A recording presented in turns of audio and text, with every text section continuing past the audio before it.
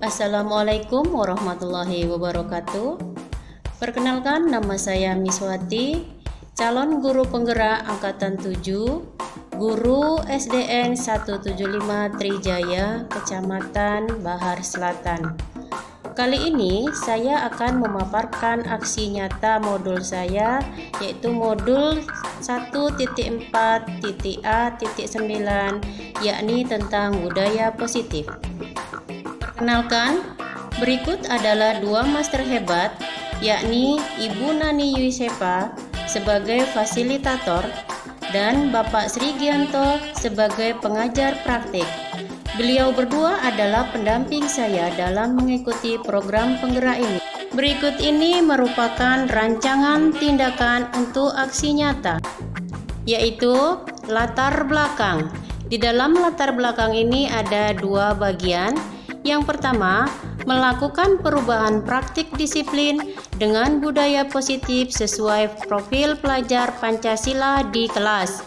Yang kedua, murid tidak suka peraturan karena selama ini mereka beranggapan jika sebuah peraturan pasti konsekuensinya ada hukuman. Jika mereka melakukan pelanggaran, maka akan mendapat hukuman, dan itu akan membuat mereka merasa malu dan terbebani. Selanjutnya, tujuan aksi nyata. 1. Mendeskripsikan budaya positif sesuai profil pelajar Pancasila dengan melakukan pembiasaan positif dalam kehidupan sehari-hari. 2. Menciptakan murid yang merdeka dan disiplin diri yang kuat. 3. Menumbuhkan budaya positif di sekolah dengan meyakini nilai-nilai kebajikan universal. Kemudian, tolak ukur. Yang pertama, guru saling berkolaborasi untuk mewujudkan dan menerapkan budaya positif. Kedua, guru dan murid menunjukkan disiplin positif. 3. Murid-murid menunjukkan peran PAIKEM. 4. Adanya perubahan karakter pada siswa sesuai keyakinan kelas yang telah dibuat dan disepakati. Terakhir, murid mampu menjalankan keyakinan kelas yang telah dibuat bersama. Lini masa tindakan. Langkah-langkah yang akan dilakukan adalah 1. Menyusun rencana penerapan dan pelaksanaan keyakinan kelas, serta meminta izin kepada kepala sekolah untuk mendiseminasikan bersama rekan guru. 2. Melakukan sosialisasi budaya positif dan keyakinan kelas dengan cara mendiseminasikan pemahaman budaya positif kepada warga sekolah. 3. Berkoordinasi dan berkolaborasi dengan guru lain untuk membuat keyakinan kelas di kelas masing-masing. 4. Menentukan waktu pelaksanaan, memantau, merefleksi, dan mengevaluasi keyakinan kelas yang telah dibuat. Berikut pembentukan keyakinan kelas. Yang dilakukan yang pertama adalah diskusi. Diskusi bersama tentang peraturan yang ada di sekolah, kemudian menemukan nilai kebajikan yang ingin dituju dari peraturan yang dibuat. Yang kedua, merumuskan, yakni merumuskan nilai positif yang disepakati bersama, gunakan kalimat positif dan bukan berupa peraturan serta konsekuensinya. Yang ketiga, sosialisasi, dengan membuat poster dan tempelkan pada lokasi yang mudah dilihat dan dibaca. Pantau pelaksanaannya dan melakukan refleksi. Langkah selanjutnya yaitu dukungan yang dibutuhkan. Dalam hal ini, dukungan dan kolaborasi dari kepala sekolah dan rekan guru dalam mewujudkan dan melaksanakan keyakinan kelas sebagai budaya positif yang harus diterapkan. Yang kedua, peran serta murid sebagai student center untuk membuat keyakinan kelas. Ketiga, sarana dan prasarana untuk menumbuhkan budaya positif di sekolah. Kemudian dukungan yang terakhir yaitu dukungan dan kolaborasi dari orang tua murid untuk mewujudkan budaya positif di rumah. Assalamualaikum warahmatullahi wabarakatuh.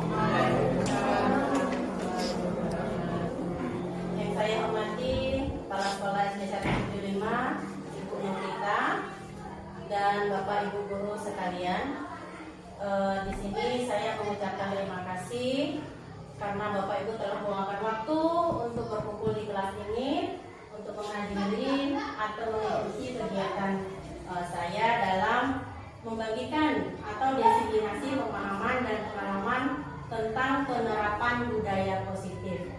Kenapa ini harus didiseminasikan atau harus dibagikan? Yang pertama, karena inilah harapan dari paradigma pendidikan untuk paradigma pendidikan di kurikulum Merdeka yang digagas oleh Ki Hajar Dewantara. Sebelumnya, selamat datang para guru hebat. Mari kita belajar bersama, berkolaborasi, kemudian saling mendukung demi mewujudkan budaya positif di lingkungan sekolah kita. Dalam materi ini, konsep utama dalam budaya positif ada yang pertama namanya perubahan paradigma belajar. Paradigma belajar itu selama ini konsep kita belajar yang penting anak itu mencapai nilai tinggi. Itu kriteria untuk menentukan memberikan bahwa anak ini berhasil. Acuan kita adalah nilai. Tetapi pada kurikulum sekarang tidak. Paradigma belajar itu yang bagaimana? Anak merdeka. Anak merdeka itu berarti inisiatif pembelajaran itu tetap dimulai dari anak karena anak atau siswa itu merupakan student centernya.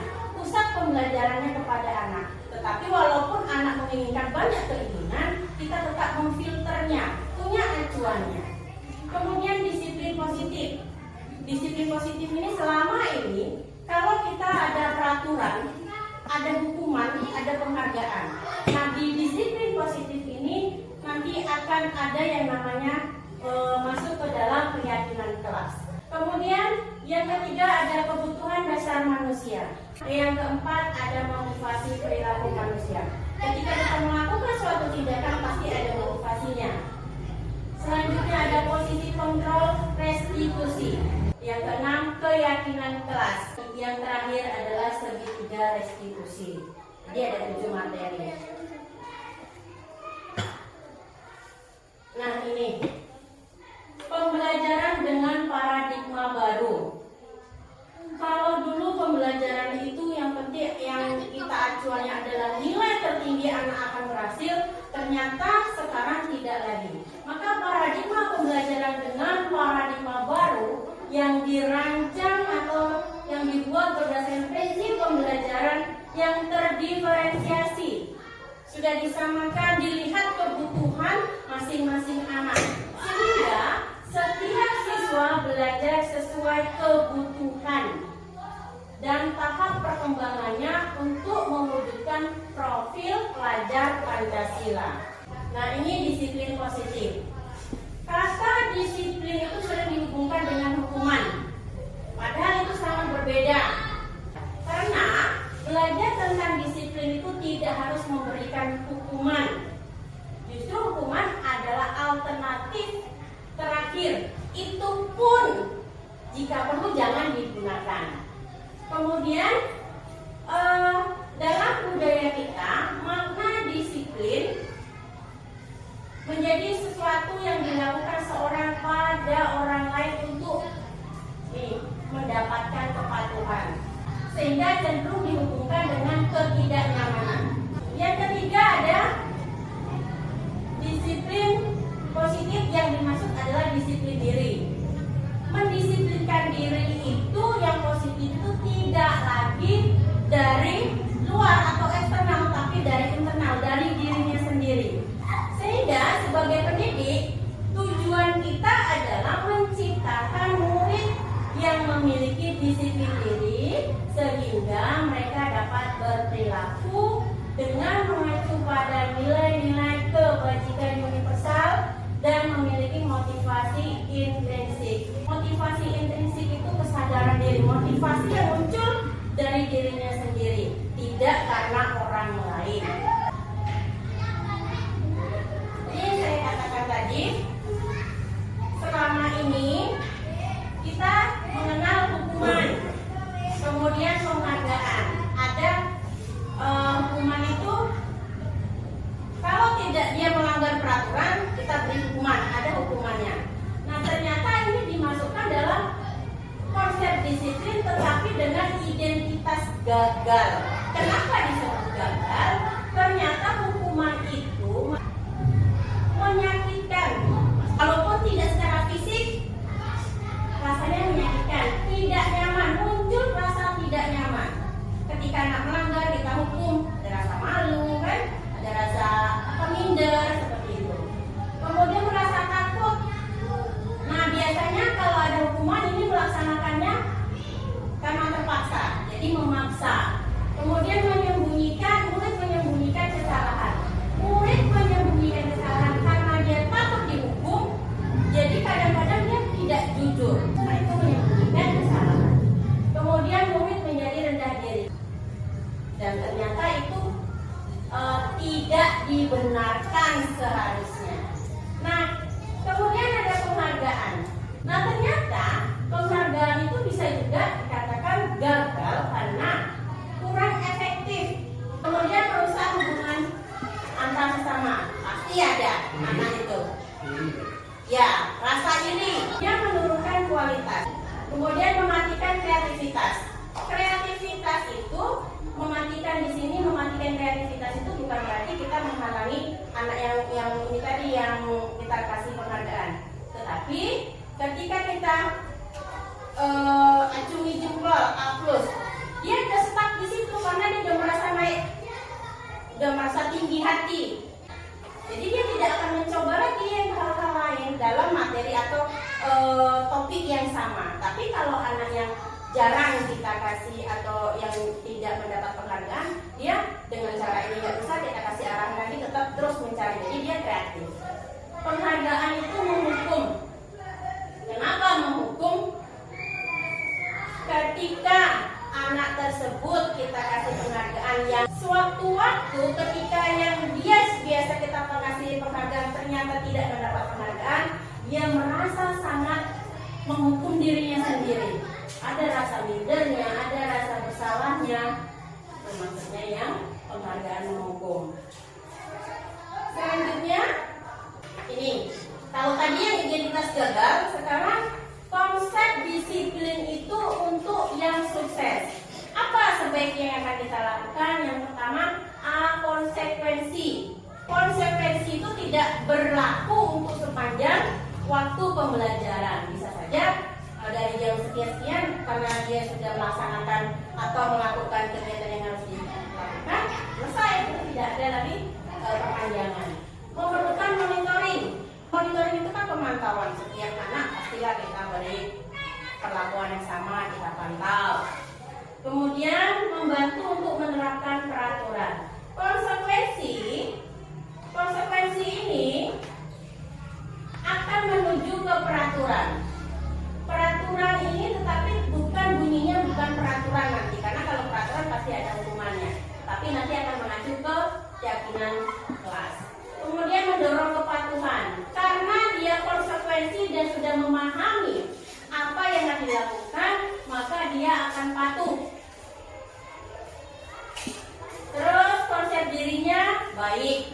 Konsep diri yang baik itu misal dia tidak lagi harus dimarah, dia tidak lagi harus disuruh-suruh, tapi memiliki kesadaran karena dia sudah mengerti apa konsekuensinya jika melakukan itu.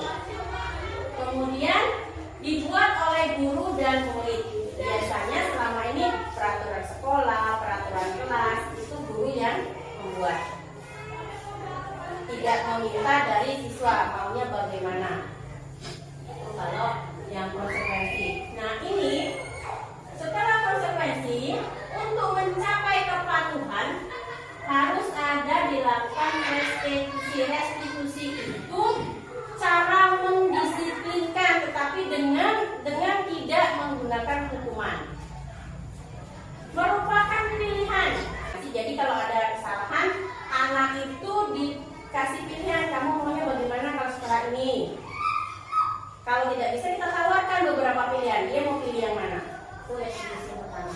Kemudian belajar bertanggung jawab. Kalau sudah menentukan pilihan, maka dilaksanakan dengan cara bertanggung jawab untuk anak itu sendiri. Fokus pada pemecahan masalah. Kemudian muncul rasa menghormati pada diri dan orang lain. Mendorong disiplin positif tadi yang tidak lagi disuruh oleh orang lain. Kemudian, restitusi ini dibuat oleh murid. Kenapa konsekuensi dibuat oleh guru dan murid sementara restitusi dibuat oleh murid? Karena yang menentukan pilihan penyelesaian masalah itu murid. Maka dia yang harus membuatnya. Selanjutnya, ada kebutuhan dasar manusia. Yang pertama, bertahan hidup, survive. Ini pasti. Di sekolah, bertahan hidup itu siswa harus bagaimana agar bertahan tetap di sekolah gitu kan, tentunya belajar. Yang kedua, kasih sayang dan rasa diterima, ini pasti. Kemudian yang ketiga ada penguasaan, aktualisasi. Ketika dia sudah melaksanakan menyelesaikan tugas misalnya, kita bilang, sudah nggak? Sudah Bu. Oh ya, bagus, sudah dikerjakan. Coba Ibu lihat. Nah, seperti itu aktualisasinya. Selanjutnya, motivasi perilaku manusia. Motivasi itu adalah dorongan yang timbul pada diri atau seseorang secara sadar dan tidak untuk melakukan suatu tindakan dengan tujuan tertentu. Ada 3 motivasi perilaku manusia. Yang pertama ini, untuk menghindari ketidaknyamanan. Apa yang dilakukan? Mempertimbangkan apa yang akan terjadi apabila saya melakukan sesuatu.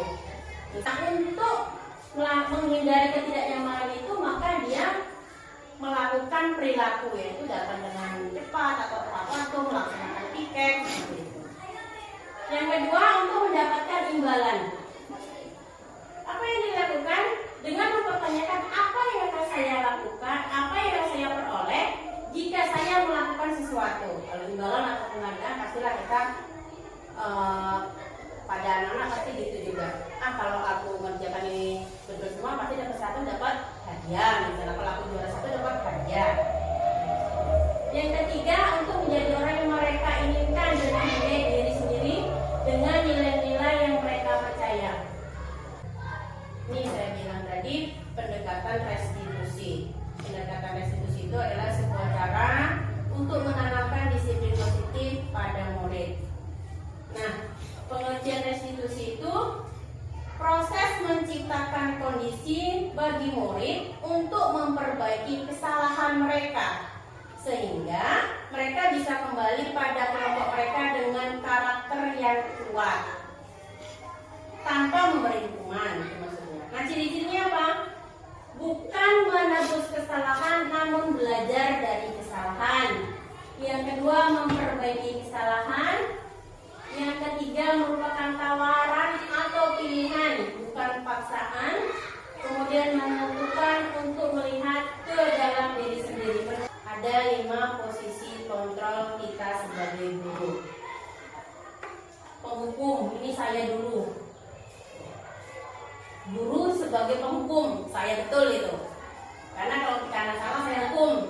Walaupun kadang hukumannya itu bukan fisik ya. Kemudian ada pembuat rasa bersalah. Kalau ini contoh yang saya buat, ibu gurunya itu udah mungkin macam-macam ngomong kan, anak itu merasa tersudutkan. Maka apa yang dijawab anak itu? Haruskah saya dimarahi terus, Bu? Maka disitulah guru itu sebagai pembuat rasa bersalah. Kemudian yang di bawah dulu pemantau. Pemantau itu ya seperti di gambar, dia mengelilingi siswa, melihat siswa, itu memantau. Kemudian yang keempat ada sebagai teman.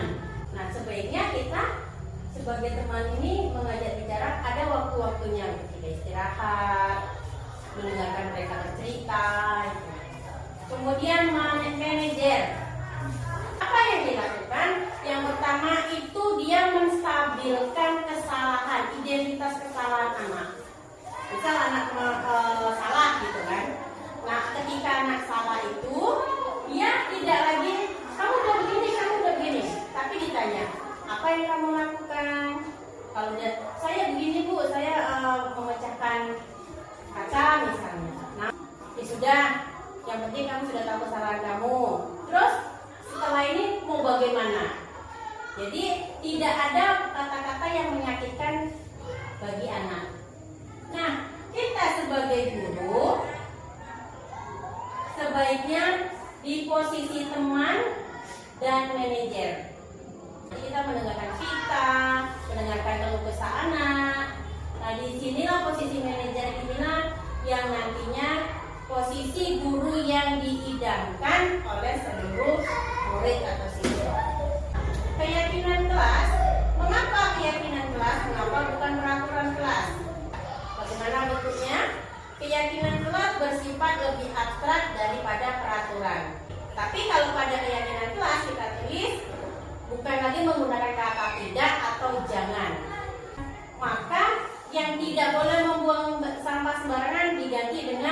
buanglah sampah pada tempatnya.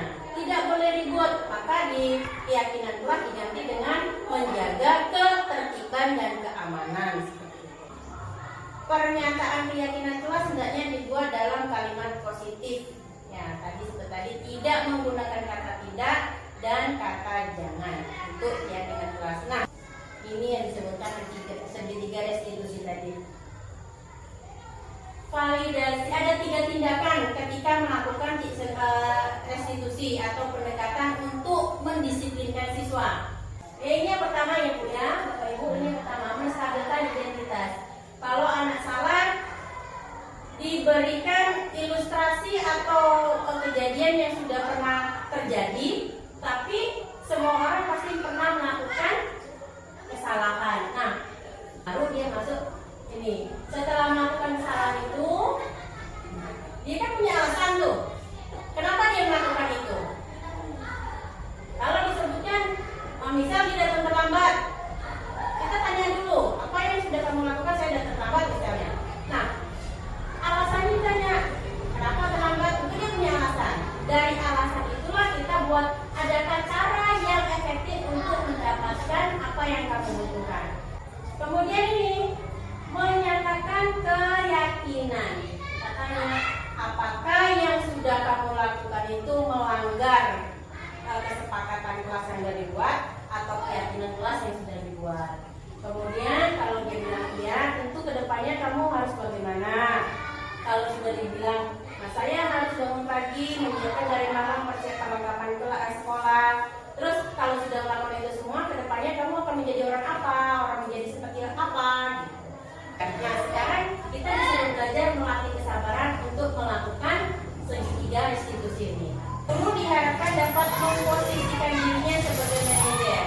Berarti tadi sebagai manajer itu tidak lagi memberikan hukuman, tetapi menanyakan kesalahannya apa, mengakui bahwa kesalahan itu bisa dilakukan oleh siapa saja, kemudian alasan melakukan kesalahan apa, kemudian maunya bagaimana untuk memperbaiki kesalahan itu. Setelah anak itu memilih untuk memperbaiki kegiatan kesalahan itu, setelahnya itu akan menjadi apa kalau sudah melakukan budaya positif tadi.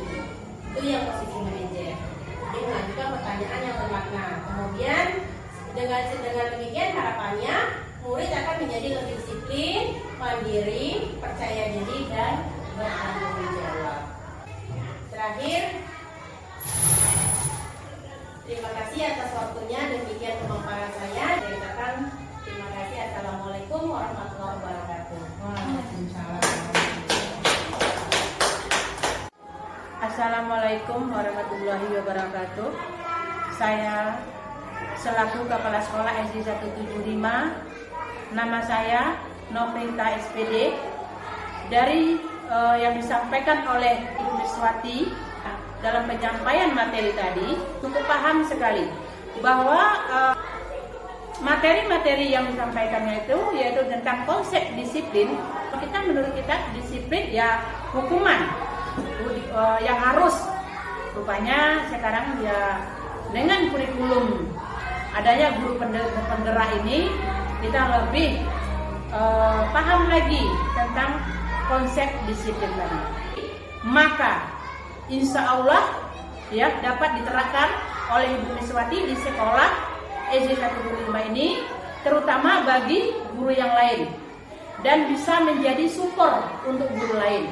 Dengan ini untuk menerapkan budaya positif tadi terutama tentang keyakinan kelas dan pendekatan restitusi tadi. Dan harapan saya untuk Ibu Miswati sebagai guru penggerak yang baru pertama di SD 175 menjadi motivasi dengan untuk guru lain dan membawa dampak positif untuk murid SD 175. Dan mudah-mudahan murid SD 175 lebih maju lagi. Dan untuk guru yang lain, saya berharap mudah-mudahan dia termotivasi dengan adanya guru penggerak ini. Rupanya banyak sekali ilmu yang didapatkan dari guru penggerak dan manfaat-manfaatnya. Itu saja yang dapat saya sampaikan. Dari tanggapan saya akhiri. Assalamualaikum warahmatullahi wabarakatuh. Assalamualaikum warahmatullahi wabarakatuh.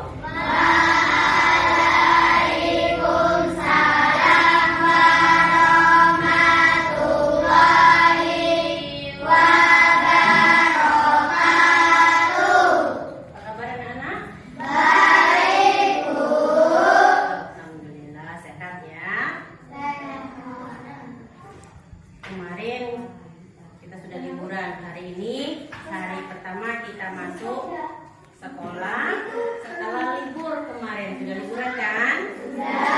Tapi hari ini harus fresh untuk belajar selanjutnya. Tapi sebelum kita belajar, hari ini kita akan membuat keyakinan kelas atau kesepakatan kelas, ya. Apa itu keyakinan kelas? Berbeda dengan peraturan kelas. Kalau peraturan kelas tidak boleh mencoret dinding misalnya. Berarti kalau tidak boleh mencoret dinding, kalau ada yang mencoret ada hukumannya tidak?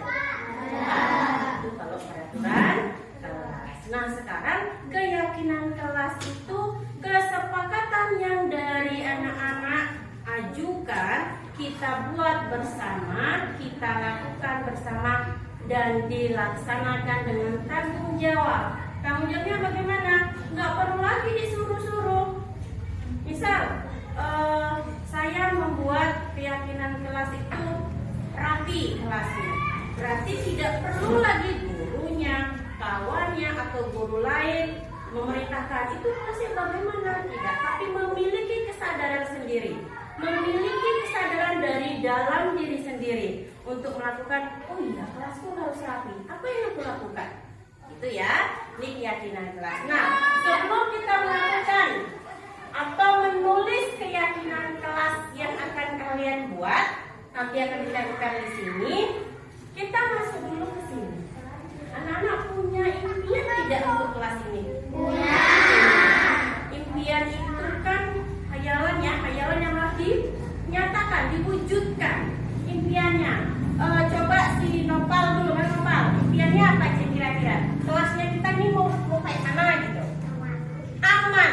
Nah, berarti saya ingin kelas saya aman, menjadi aman. Itu impiannya Nopal, ya kan?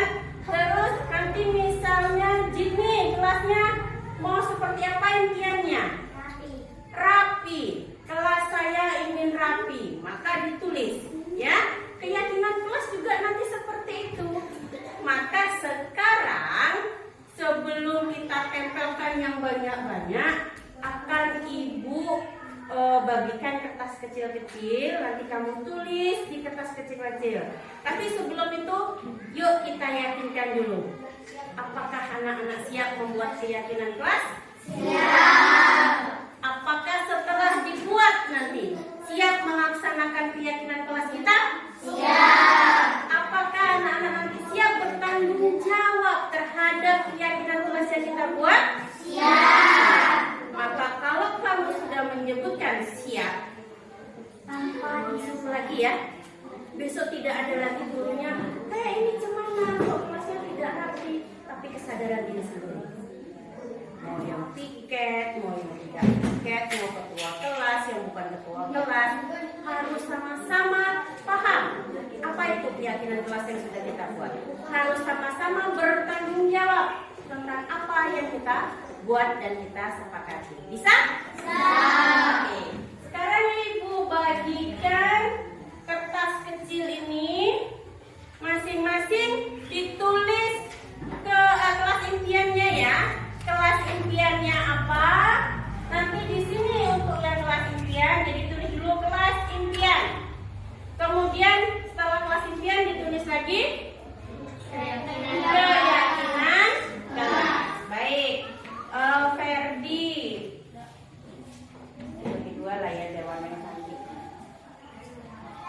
Ferdi, satu untuk keyakinan kelas, satu untuk kelas impian. Pian.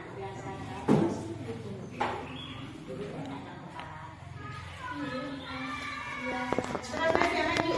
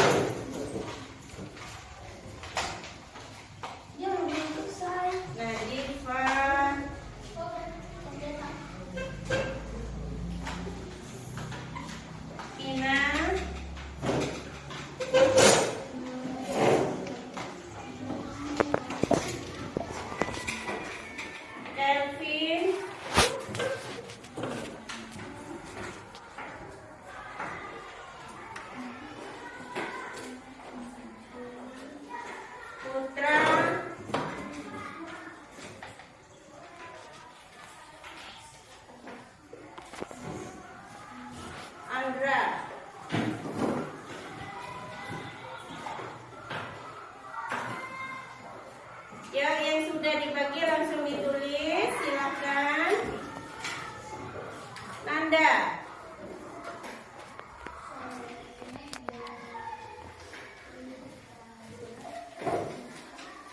Bawah. Lari.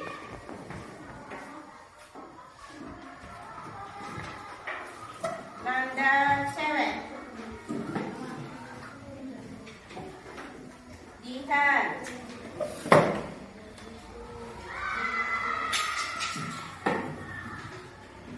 Noval.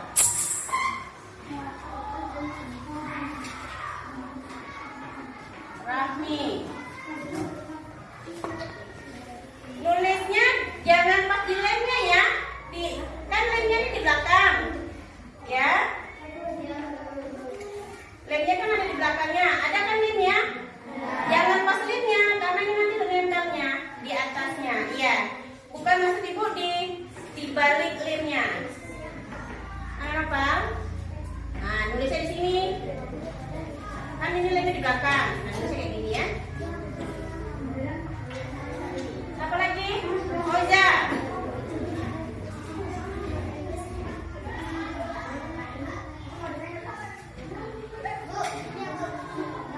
Si Airin.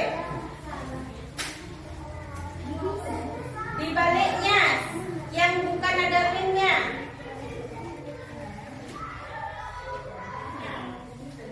Azam, nulisnya di sini ya. Di sini. Ini kan? Iya, iya. Ya. Ibu kasih waktu 3 menit. Yang lainnya mana? Terbalik. Sini, di sini. Kan lemnya di atas. Lemnya di atas. Nah. Kemudian di sini nulisnya. Ya. Kan lemnya ada. Nah, di sini nulisnya. Nih, di sini. Ayo nulisnya. Ini bisa? Oke. Nih, Ina. Oke.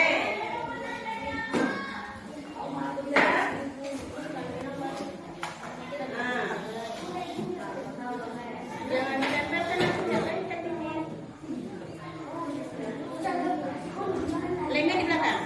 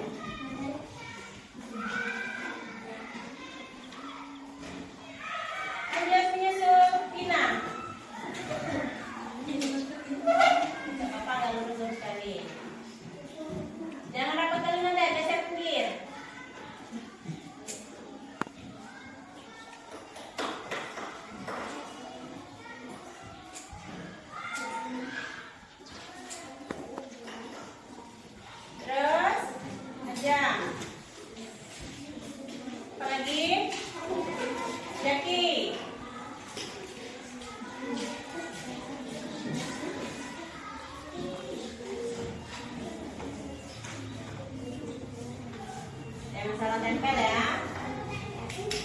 Ya, yuk. Jangan terlalu jarang. Jangan salah tempel, ayo.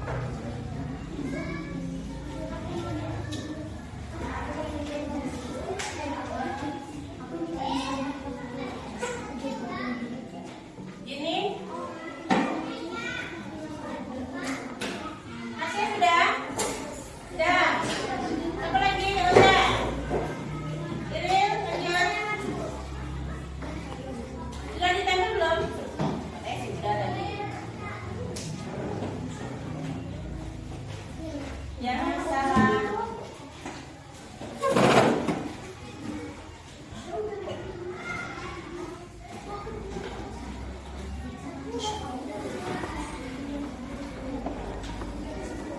Ayo, kami sudah. Tempel. Baca sana, di sana.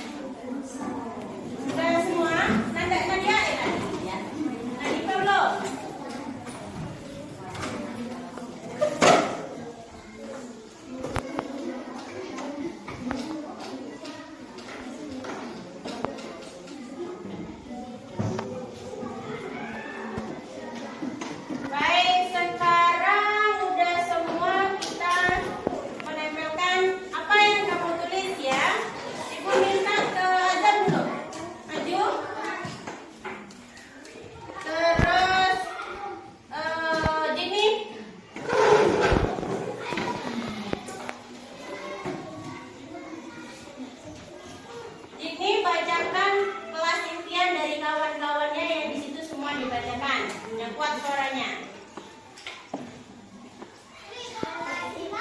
Saya ingin kelas saya seru. Saya ingin kelas saya aman. Saya ingin kelas saya tertib. Saya ingin kelas saya tertib. Saya ingin kelas saya menjadi indah. Saya ingin kelas saya menjadi seru. Saya ingin kelas saya indah. Saya ingin kelas saya menjadi seru. Saya ingin kelas saya indah. Saya ingin kelas saya menjadi tertib. Saya ingin kelas saya bersih. Saya ingin kelas saya indah. Saya ingin kelas saya rapi. Saya ingin kelas saya aman. Saya ingin kelas saya aman. Saya ingin kelas saya menjadi bersih. Saya ingin kelas saya aman. Saya ingin kelas saya bersih. Saya ingin kelas saya seru. Ya, lanjut sih. Aja. Keyakinan kelas aktif, sopan santun, memakai seragam lengkap dengan datang tepat waktu. Kreatif, kreatif paling menghargai. Kreatif, aktif, berdoa sebelum belajar dan sesudah belajar. Buang sampah pada tempatnya. Kreatif, bertanggung jawab, hormat kepada guru, disiplin dan percaya diri, melaksanakan piket, aktif, peduli lingkungan, melaksanakan piket. Ya, terima kasih. Nah, ini kelas impian kamu yang sudah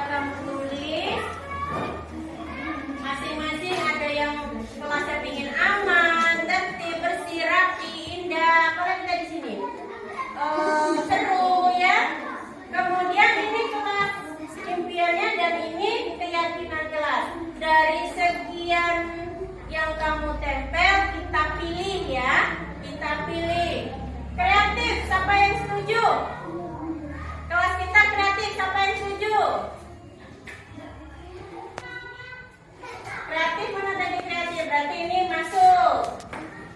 Ya. Datang tepat waktu.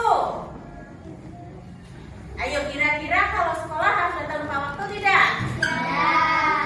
Ya, datang tepat waktu kita pilih. Kemudian sopan santun ya.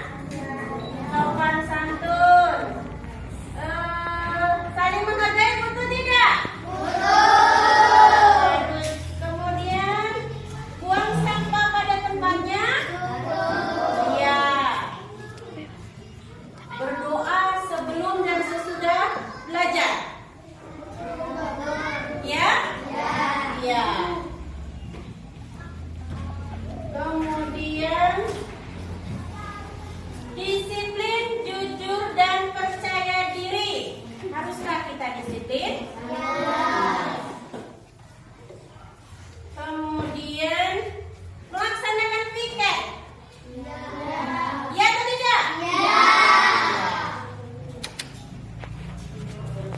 Kemudian bertanggung jawab. Ya? Berarti ada 1, 2, 3, 4, 5, 6, 7, 8, 9. Berarti sudah. Yang serutan aktif? Aktif? Ya, aktif.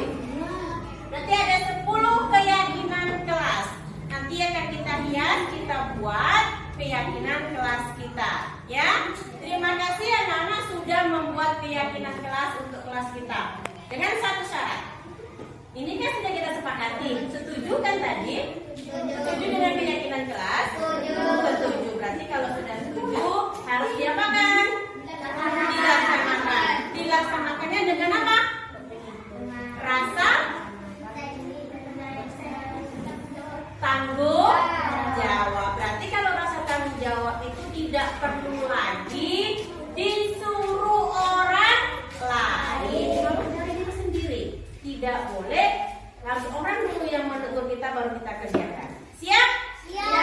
Siap kita laksanakan? Berarti mulai nanti keyakinan kelas kita sudah berlaku. Masing-masing anak-anak pahami yang sudah disetujui, yang sudah disepakati. Ini untuk apa? Cara mendisiplinkan kelas kita. Coba kalau tidak ada kesepakatan ini, bisa disiplin tidak kelas kita? Oke. Karena kita sudah selesai, terima kasih anak-anak sudah membuat keyakinan kelas, dan harapan ibu kelas kita bisa melaksanakannya sesuai dengan keyakinan yang kita buat, dengan dilaksanakan dengan rasa tanggung jawab. Terima kasih. Ibu akhiri. Assalamualaikum warahmatullahi wabarakatuh.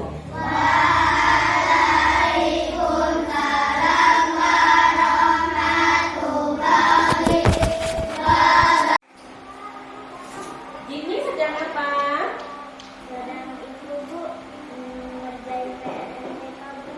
Belum kamu kerjakan? Coba sini dulu ya.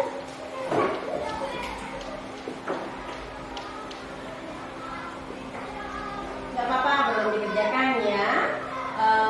Tidak satu-satunya kamu yang belum mengerjakan, kemarin-kemarin juga ada, ya kan? Yang PR sekarang ada yang belum mengerjakan, nak? Saya, Bu. Ayo coba sini dulu ya. Si Vina, Nasya,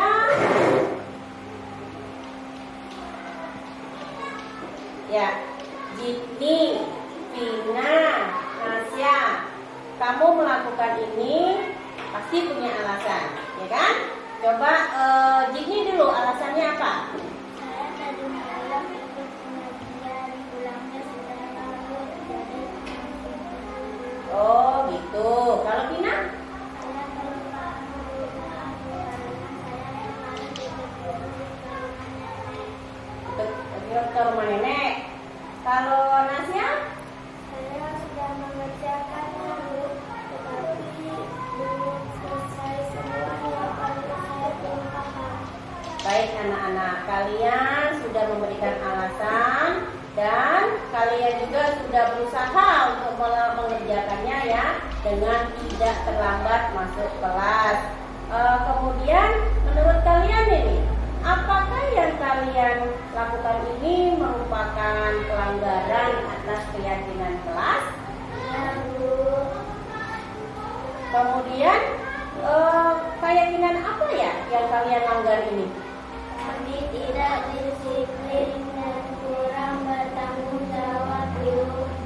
Nah, menurut kalian ini, rasa tanggung jawab itu penting tidak? Penting, Bu. Lalu, kedepannya itu untuk kamu memperbaikinya, apa yang akan kalian lakukan? Kami akan mengerjakan PR sepulang sekolah, Bu, agar tidak kelupaan lagi dan tidak mengerjakan di kelas. Bagus ya, kalian sudah tahu bagaimana cara memperbaikinya ke depannya. Lalu, kalau sudah diperbaiki, kamu akan menjadi orang seperti apa? Disiplin dan bertanggung jawab, Bu. Bagus, kalian sudah tahu apa pelanggarannya, lalu bagaimana tindakan yang kamu lakukan untuk memperbaikinya, ya nak ya? Nah, sekarang silakan duduk kembali, ikuti pelajaran selanjutnya. Baik, Bu. Ya, silakan.